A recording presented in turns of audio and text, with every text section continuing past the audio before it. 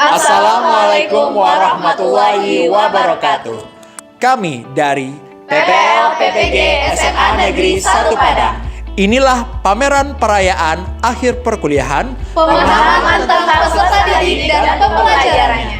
dengan anggota kelompok saya Regoya Sendalika, Saya Rianti Aulia Putri. Saya Cindy Widya Gultom. Saya Rica Purnamasari. Saya Elvi Syafieni. Saya Gito Rusdianto. Selamat menyaksikan. Baiklah, saya akan menjelaskan latar belakang dari pameran perayaan akhir perkuliahan pemahaman peserta didik dan pembelajaran. Di sini ada 3 komponen yang kita berbicarakan, yaitu kedisiplinan peserta didik, kemudian motivasi, dan orientasi peserta didik. Kita bicara tentang kedisiplinan terlebih dahulu. Di sini peserta didik kurang disiplin untuk setiap memulai kegiatan pembelajaran. Hal ini terbukti ketika peserta didik datang terlambat saat pergantian jam pembelajaran. Kemudian adanya peserta didik yang keluar masuk ketika proses pembelajaran berlangsung. Kemudian berbicara tentang motivasi, peserta didik motivasinya terganggu karena kegiatan di luar sekolah. Hal ini mengingat para peserta didik yang aktif di berbagai organisasi yang meminta peserta didik untuk aktif di beberapa kegiatan sekolah, sehingga kegiatan pembelajaran mereka terganggu selama pembelajaran berbahasa Inggris. Selanjutnya yaitu orientasi. Peserta didik lebih berorientasi kepada nilai ketimbang ilmu pengetahuan dan pengalaman selama proses pembelajaran. Hal ini dilakukan peserta didik hanya ketika pada pembelajaran yang meminta mereka untuk melakukan kegiatan penilaian seperti formative dan summative assessment, yaitu kegiatan presentasi, kemudian kegiatan kuis yang dilakukan saat proses pembelajaran. Namun pada proses pembelajaran, peserta didik cenderung lebih melakukan kegiatan aktivitas di luar pembelajaran. Kemudian kita berbicara tentang plan. Adapun plan yang kami lakukan, yang pertama itu adalah merancang lesson plan yang disesuaikan dengan kebutuhan peserta didik.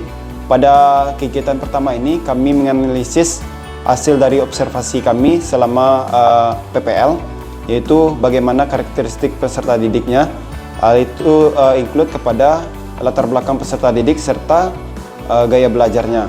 Kemudian pada siklus 1 itu kami mendiskusikan tentang modul untuk making reservation. Kemudian siklus kedua itu kami membicarakan tentang materi song, dan RPP yang ketiga itu kami membicarakan tentang functional text. Terdapat terdiri atas pamflet, brosur, dan leaflet. Pada setiap elemen kami selalu memasukkan ketiga unsur elemen, yaitu speaking and listening and speaking, reading and viewing, dan writing and presenting.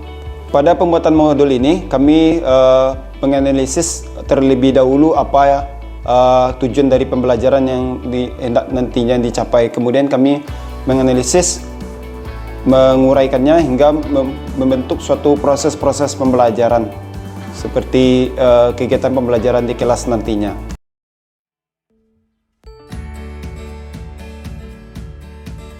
Baiklah, saya Elvi akan menjelaskan mengenai tahap pandu. Pada siklus yang pertama, kami memfokuskan kepada materi making reservation, dan pada pertemuan pertama kami memfokuskan kepada elemen menyimak dan berbicara, dan untuk pertemuan kedua kami memfokuskan kepada elemen membaca dan memirsa. Pada pertemuan pertama kami memberikan audio atau conversation yang berisi adanya percakapan tentang klien dan juga staf sebuah hotel, di mana kami memutarkan audio tersebut kepada peserta didik dan selagi memberikan mereka LKPD berupa soal-soal yang harus mereka kerjakan selagi mendengarkan audio yang telah kami berikan.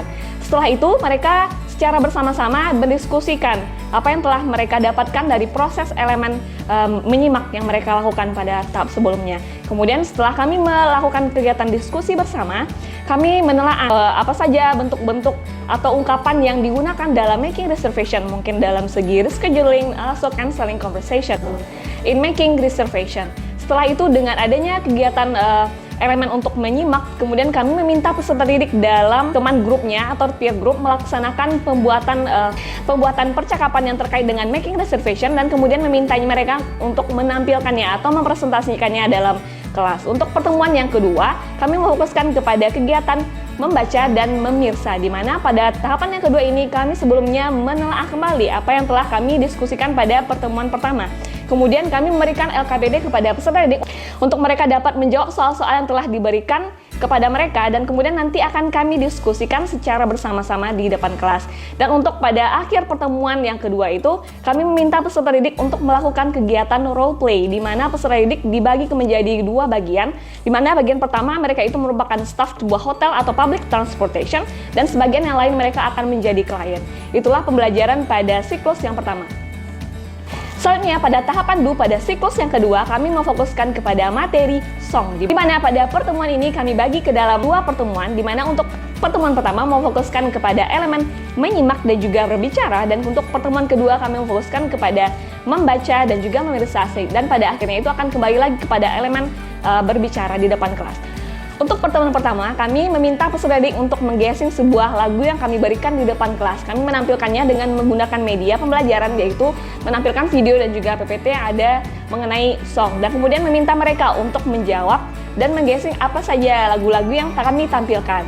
Dan kemudian setelah kami menyelesaikan melakukan kegiatan guessing dan secara bersama-sama kami akan menyanyikan lagu itu di dalam kelas. Kemudian kami memberikan sebuah lagu untuk didiskusikan bersama peserta didik, menelaah apa saja bahasa kiasan yang ada dalam sebuah lagu tersebut. Bahasa kiasan atau figurative language yang terbagi ke dalam beberapa poin.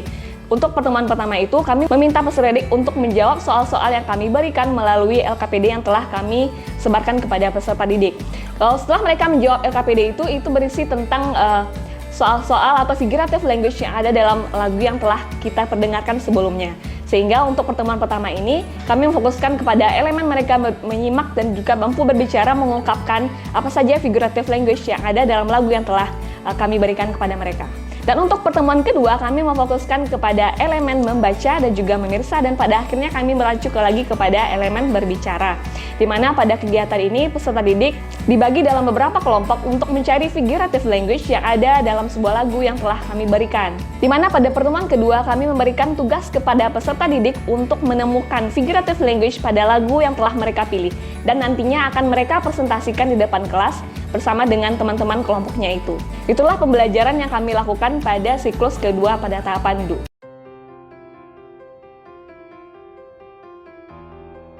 Baik, terima kasih kesempatannya. Saya Riri akan menjelaskan mengenai DU pada siklus 3. Nah, pada siklus 3 ini terdapat dua pertemuan dengan membahas topik yang sama, yaitu functional text. Pada pertemuan pertama, functional text yang dibahas yaitu dengan elemen yang berfokus kepada menyimak dan berbicara. Materinya mengenai brosur, pamflet, leaflet, dan juga banner. Nah, pada awal kegiatan, peserta didik itu ditayangkan sebuah video motivasi dari Jack Ma. Kemudian peserta didik harus menonton dan juga memahami isi dari video tersebut. Kemudian setelah mendengarkan video, peserta didik diminta untuk menyampaikan atau berargumentasi tentang poin-poin penting yang mereka dapatkan dari video tersebut. Nah, selanjutnya setelah diberikan video motivasi itu sebagai video pemantik, peserta didik itu diberikan sebuah contoh dari pamflet, leaflet, dan brosur. Yang pertama itu dalam bentuk video, di mana peserta didik diminta untuk menebak apakah ini sebuah brosur, pamflet, leaflet, or banner. Nah, setelah itu peserta didik diberikan contoh asli atau otentiknya. Yang otentik ini berarti brosur dalam bentuk brosur yang asli dan juga leaflet dan banner dan sebagainya. Lalu peserta didik diminta untuk memberikan argumentasi mereka tentang perbedaan dari masing-masing contoh yang diberikan. Apakah konsep pemahaman mereka itu sudah sesuai dengan materi yang diberikan. Setelah itu, peserta didik diminta untuk duduk berkelompok, di mana satu kelompok itu terdiri dari kurang lebih 5-6 orang. Nah, di dalam kelompok tersebut, peserta didik diminta untuk menyelesaikan sebuah LKPD atau worksheet yang diberikan oleh guru mengenai pamflet, leaflet, banner, dan juga brosur, di mana peserta didik diminta untuk memberikan atau menjawab pertanyaan-pertanyaan yang ada di dalam LKPD. Nah, itulah kegiatan yang ada pada siklus ketiga pertemuan pertama. Baik, kita lanjutkan kepada pertemuan kedua. masih membahas topik yang sama, namun elemen yang difokuskan yaitu pada elemen writing dan juga presenting. Nah, pada pertemuan atau kegiatan awal, peserta didik diminta untuk mereview kembali pelajaran pada pertemuan pertama melalui aplikasi Kahoot. Nah, jadi peserta didik diminta untuk menjawab pertanyaan yang ada di dalam aplikasi Kahoot tersebut dalam bentuk kuis. Nah, setelahnya kegiatan kedua yaitu tugas kelompok yang sebenarnya ini tugasnya dalam bentuk kelompok besar, namun dikerjakan secara individu. Di sini peserta didik diminta untuk memahami konsep dari brosur, pamflet, dan leaflet, dan juga banner secara individu terlebih dahulu.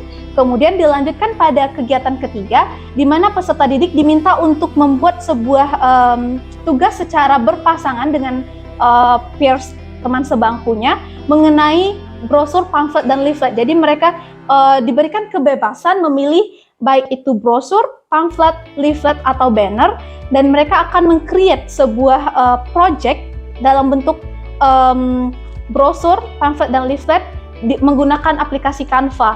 Kemudian hasil dari project mereka itu akan dikumpulkan dalam bentuk hard copy, dikumpulkan langsung kepada guru yang bersangkutan.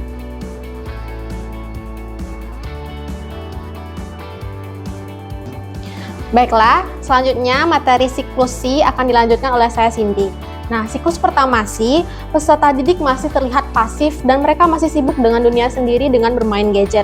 Hal apa yang kami lakukan? Kami melakukan agreement atau rules yang diberikan di kelas.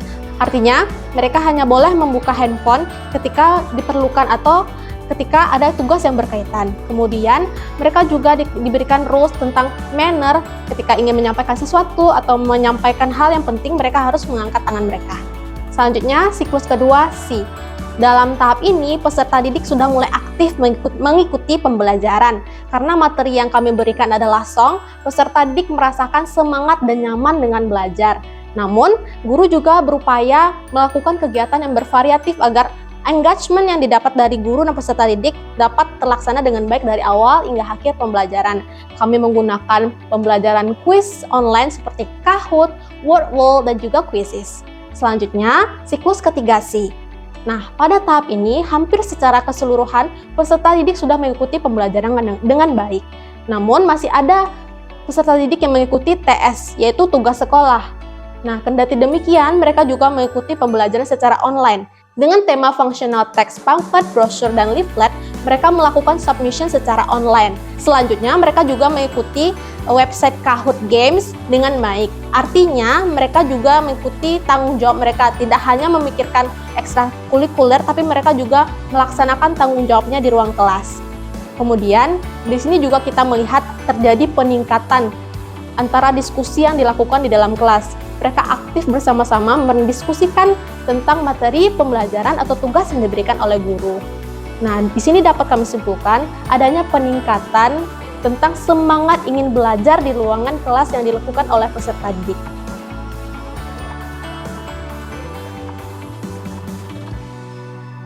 Baiklah, saya Rego akan melanjutkan penjelasan mengenai output produk yang telah kami buat pada PPL. Ada 4 output produk. Pertama, seperti yang dijelaskan oleh teman-teman saya sebelumnya, yaitu aplikasi kuis. Yang kedua, presentasi dan proyek. Yang ketiga, penyimpanan awan. Yang keempat, penilaian sikap. Kami memahami bahwa peserta didik yang ada di SMA Negeri 1 Padang sangat aktif dalam melakukan kegiatan organisasi dan berbagai tugas sekolah di luar kelas. Nah, salah satu jadi permasalahan bagi praktek pelaksanaan lapangan kami adalah minimnya motivasi peserta didik untuk datang tepat waktu pada saat pembelajaran bahasa Inggris. Hal ini dikarenakan pertama karena pasca pelajaran olahraga, yang kedua ada kegiatan di luar seperti kegiatan ekstrakurikuler dan tugas sekolah, dan juga ada masalah-masalah lainnya atau pergantian jam istirahat. Nah, kami menggunakan strategi aplikasi kuis untuk memicu mereka untuk bisa hadir tepat waktu di dalam kelas, dan bahkan kuis ini kami ganti menjadi absensi. Adapun kuis yang kami berikan melalui aplikasi Kahoot dan Wordwall, seperti yang dijelaskan oleh teman saya tadi, Aplikasi WordWalk kami gunakan pada siklus pertama, yaitu pada materi Making Reservation. Sementara itu, pada siklus kedua dan ketiga, kami menggunakan aplikasi web Kahoot sebagai bentuk kuis yang bisa memacu mereka untuk saling berkompetisi dan saling interaktif dalam melaksanakan pembelajaran. Selain dari aplikasi kuis, kami juga menggunakan presentasi dan proyek. Nah, aplikasi web yang berbasis presentasi adalah Canva, yang telah juga dijelaskan oleh teman-teman saya tadi. Canva digunakan untuk pembuatan presentasi, tidak hanya guru tapi juga peserta didik. Guru menggunakan Canva untuk menjelaskan materi yang diajarkan, sementara peserta didik menggunakan Canva untuk membuat proyek-proyek mereka, baik berupa slide presentasi atau berupa poster, banner, pamflet atau leaflet, seperti yang dilakukan pada siklus ketiga. Seperti yang dilihat pada layar, nah ini merupakan salah satu tugas yang dilakukan oleh peserta didik, yaitu pada materi song. Pada slide ini, mereka menampilkan pembahasan figurative language yang ada pada lagu yang mereka pilih. Selain slide presentasi, ada namanya proyek yang kami tugaskan kepada peserta didik, yaitu berupa pembuatan pamflet, brosur, leaflet, atau banner. Mereka bebas menggunakan aplikasi siapa saja. Namun, untuk mempermudah mereka, kami menyarankan mereka menggunakan aplikasi Canva, dan berikut adalah bentuk tugas-tugas yang telah mereka buat. Yang ketiga adalah penyimpanan awan. Penyimpanan awan ini digunakan untuk menyimpan tugas-tugas dan hasil proyek peserta didik. Kami menyarankan Google Drive karena itu masih digunakan oleh siapapun dan mudah untuk diakses bersama-sama. Selanjutnya yang terakhir, salah satu upaya kami untuk untuk mempertahankan peserta didik untuk tetap disiplin dan bersikap baik dalam kelas adalah memberikan penilaian sekap yang dituangkan ke dalam Google Spreadsheet.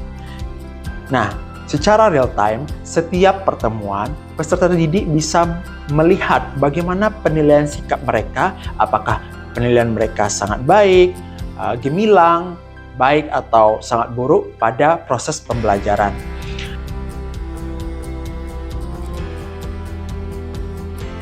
Oke, baiklah.